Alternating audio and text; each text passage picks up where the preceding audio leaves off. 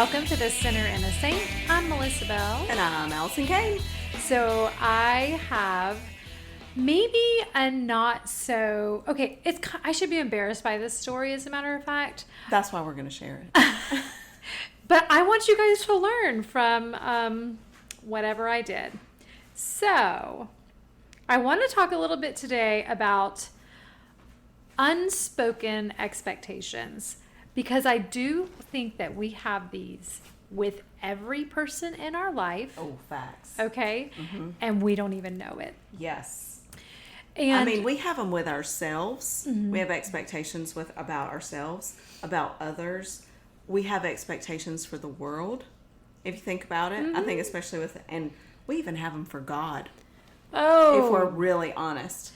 Yes. Uh-huh. So Sunday, I was going on a little Facebook Marketplace trip because I am redoing my son's room. And so I'm going to collect all these things. Ooh. And I'm going very far, like 45 minutes to collect a piece from somebody's house. And I told my husband, and I said, hey, I don't really think I should go out here by myself. I mean, I'll have my phone on me, but I don't even know if there's service out there because it's out on the other side, Jordan Lake, Pittsburgh area, and sometimes you lose service. Okay. And he's like, yeah, you really shouldn't do that by yourself. And then tried to get me to take my 16-year-old son, who also doesn't want to do that. Yeah, I was going to say, which was super high on his priority list. But also, he posted as a fact that you need your driving hours. Oh, this is a multi-layer, my friend. Okay. And so... Mm-hmm. I'm driving over there. Now, I'm going from Pittsburgh to Holly Springs, back to long thing. But y'all know who I am. I'm like, I am fearless. I can do anything. I have my taser on my side. I don't need a man. I can do these things, right? I am independent. That is where I've always been all my life. And that is the flag that I have waved. So I'm talking to my sister, and I'm like driving, and I'm telling her, I'm like, you know what? I'm going by myself, and that's not safe, and blah, blah, blah. And, first of all, she said, Melissa, you need to shut up or put up. Oh. So, like, either do what you say you're going to do and be all fearless, or shut up about it. Like, stop acting like you're fearless. And I was like, dang. She didn't say it like that, but I went ahead and I said, oh, so shut up or put up? She said, yeah, pretty much. So I drive all the way. It's 45 minutes to this place. And I told my husband, I will call you as soon as I get there. Well, I didn't call him because it wasn't really scary. And also, I was like, does he really care about me? I'll see if he calls me. Let's see if he gets worried. Yes. What kind of crazy woman am I? I mean, granted, I was tired and it was Sunday and it was raining, but no excuse. So I put it in the back of my car. Like, it gets better. Oh, my goodness. And now I'm halfway to Holly Springs. And I finally call him because he did not call to check on me.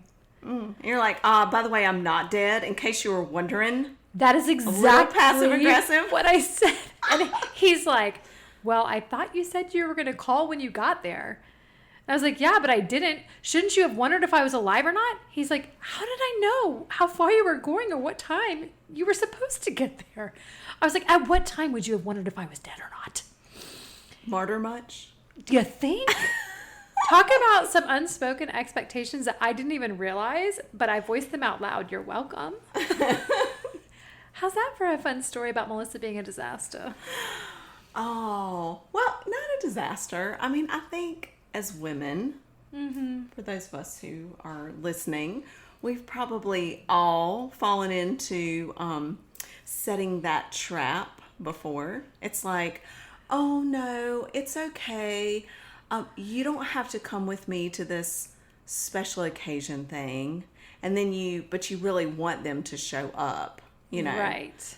And surprise you or whatever. It's like, oh no, it's fine. We don't have to do anything for our anniversary. And in the back of your mind, you're thinking, oh, this is great. He'll probably surprise me with this wonderful romantic whatever. And I used to really, oh gosh, I was really bad at this when Matt and I first got married. Like all these expectations, and then I was always disappointed.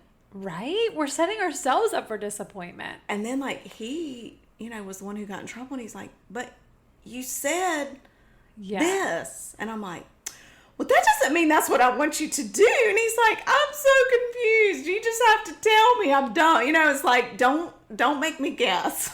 It's so funny because I can be so direct in other places with my husband, but for some reason, it was just a day. It was just a moment. And we were just talking to your son earlier today Yes. about how conversations go very differently between teenage girls and teenage boys.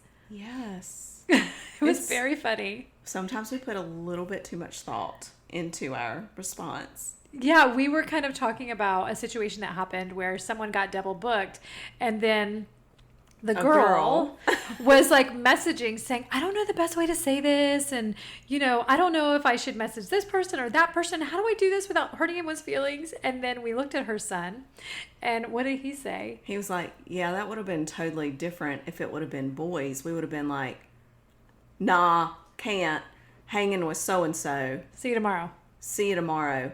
Okay. Like, that's it. That was Nobody's- it. Just the facts. Right. Just- Aw, can we be more like teenage boys sometimes, right?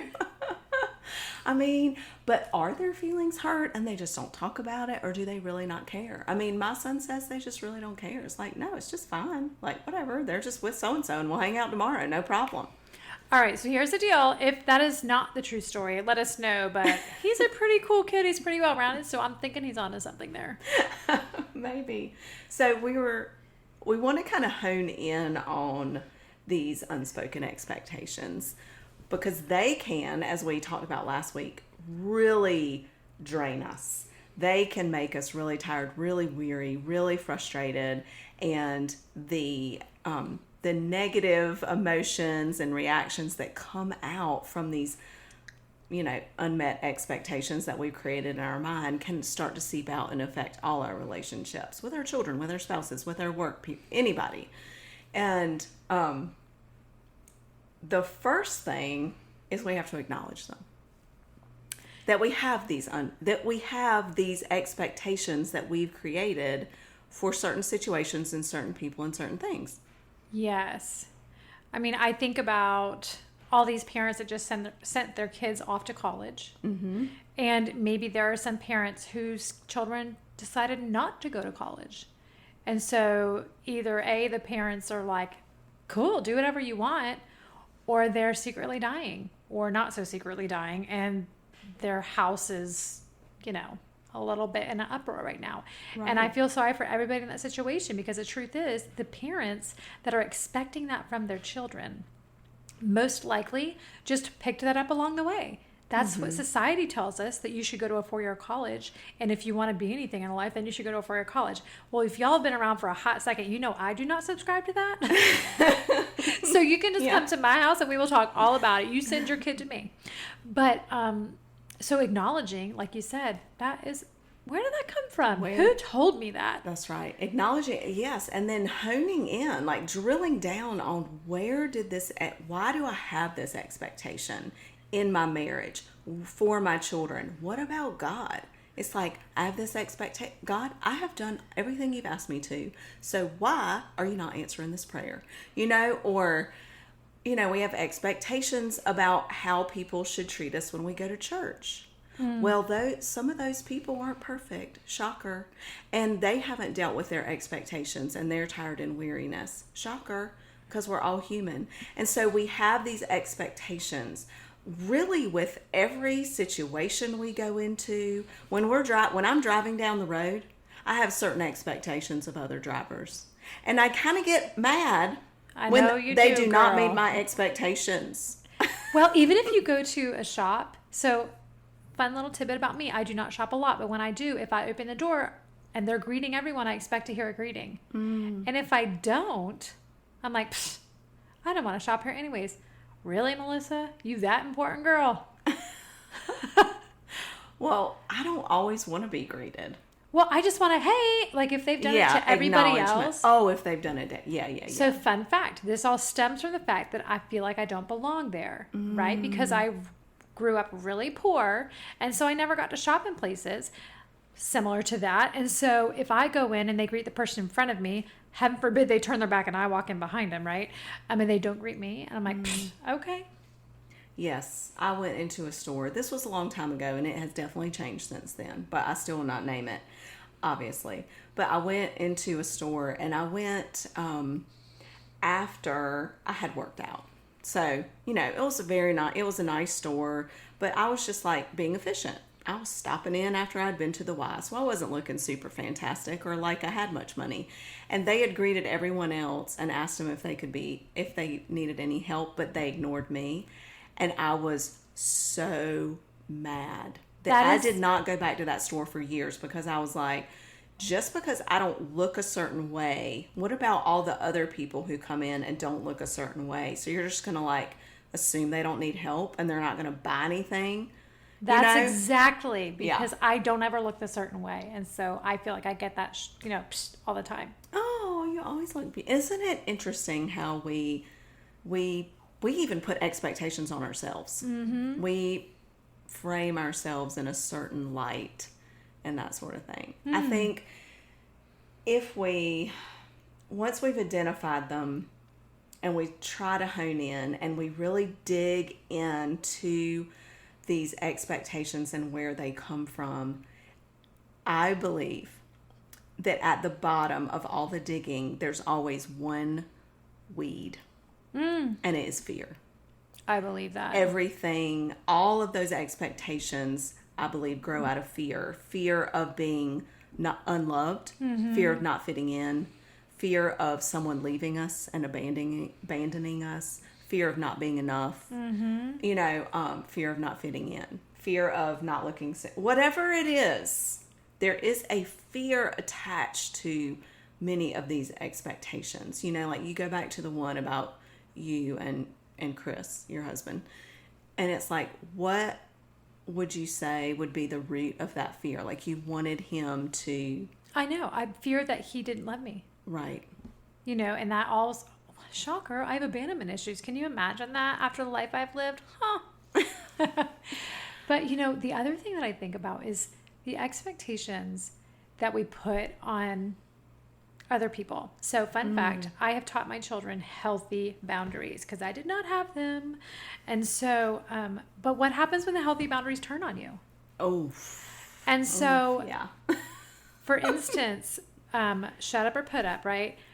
My daughter is Thanksgiving. We always are at my house for Thanksgiving. And so I always send a message to all of our, we have lots of people in this area that are ours, okay? And so I send that message, go, hey, we're doing Thanksgiving at this time. You're welcome. We'd love to have you. Period. That's where it stops. And I mean it that way. Now, sometimes I'll be like, why didn't they come to my house? No, I'm not letting that creep in because they're adults and they're allowed to have Thanksgiving wherever they want. But that's hard, right? That is hard. That is hard, especially when it's, like a daughter or a son and they're with, as they grow up and they, become married or have boyfriends and girlfriends that they want to go. It still can be a little hurtful.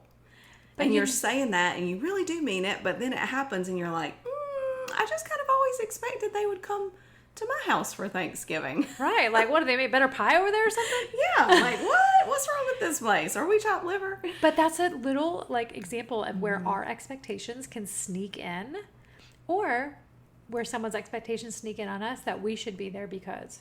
Right. I'm telling you, it's a thing. Right. I mean, I'm sure if you're listening right now, your little brain is probably spinning thinking about all the expectations that you have for your spouse or your kids, and honestly, they can be different.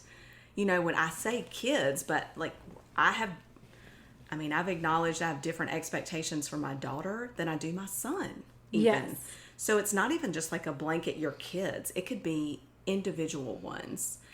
Firstborn expectations, middle child expectations. And then I think what happens is sometimes that's when they start for our kids. And that's when they start for us, is when other people start kind of laying their expectations, whether it's said or we just feel them.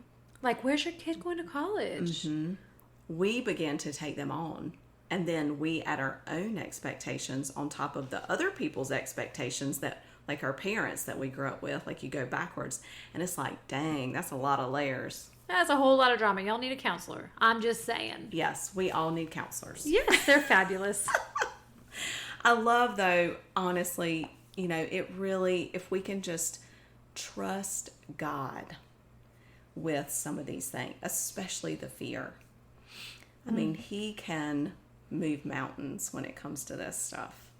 I know he's done that in my life, and a lot of hard work over the summer. Just, working through things and figuring some things out personally. But I was in Psalm 143 this past week, and I'm just studying the Message this year. Sometimes I throw in a little altar ESV just for good measure, but I did not on The this. Message is a kind of Bible. Just so you know, it's a Bible translation for those Yes. sinners out there like me. Yes. But it is very gritty, in your face, and very common word spoken. Yes. It's a little sassy. Yes, it is. And you can understand what it says. But I loved this particular, it says, if you wake me each morning with the sound of your loving voice, I'll go to sleep each night trusting you. Point out the road I must travel. I'm all ears, all eyes before you. Save me from my enemies, God. You're my only hope. I love that. And honestly, sometimes we are our enemy. I am always my worst enemy. I mean, if we're really honest, it's like, it's not the person that we need to tase ourselves sometimes. Like, girl, shut up or put up. I'm getting ready to tase your butt. Right. Stop saying that you're XYZ when you're just not doing that. I think trusting God, that's such a blanket statement. And if we dig deeper into that, it's trusting him, not just with our fears, trusting him for the fact that his word is true and what's in his word. Because we always like, God's word is truth, blah, blah, blah. But okay, great. What does that say? Well, it says a lot.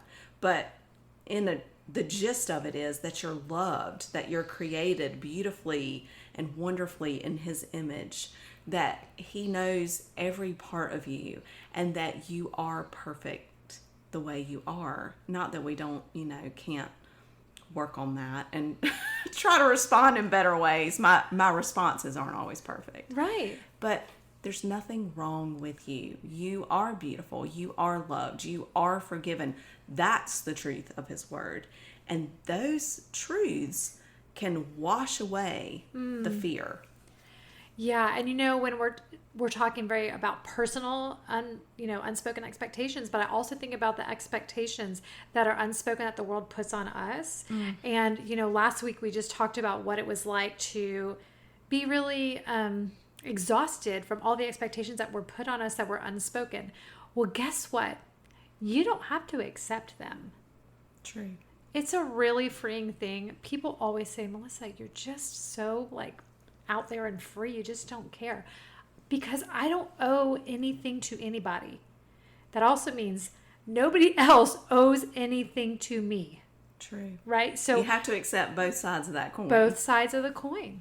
Yeah, but you don't have to join the PTA. It's super important that the church has people serving. That might not be your season right now. That's right. Okay, you don't have to. I was going to go really with infants and things and talk about all those little nuances, but we won't do that. There are lots of things you don't have to do. So think about some things that you are getting ready to take on that deep down you should not take on, but you're doing it because someone expects you to do it, and just say no. Or that you're afraid that you're going to be left out of a group because you're not participating. Or that you are afraid people are going to think that you're not doing enough at your school, at your job, at your church. Try to dig in, sit and talk with the Lord and try to figure out what's the root, what's the weed, that fear that is creating this expectation that's pushing you to do something that really you don't want to do, that God's not calling you to do. Because when we add all these things to our calendar out of fear and we do these things, what does it create? A weary, tired, restless person who is spewing out not so great things to all their people. Yes, I just so it always rolled into one. Yes, and we're big proponents of you need to figure out what God has for you right now, and then you just need to run in that lane. I just wrote a really good blog post for Knowing God Ministries about this just a few weeks ago, so I'll try to tag it. Oh, great. I forget what it was called. 4 ways to... Oh, yeah. I don't remember what it's called. Anyways, we'll figure that out. But you want to I'm hear... sure it was good, though, even though we don't know the title. Sure, it was good. All right. So, you want to know the good news? This is episode 98. So, guess what's happening in 2 weeks? Whoop, whoop. Episode 100. I cannot believe it. Shocking. We were like, we'll just get a mic and start talking. We don't know what we're doing.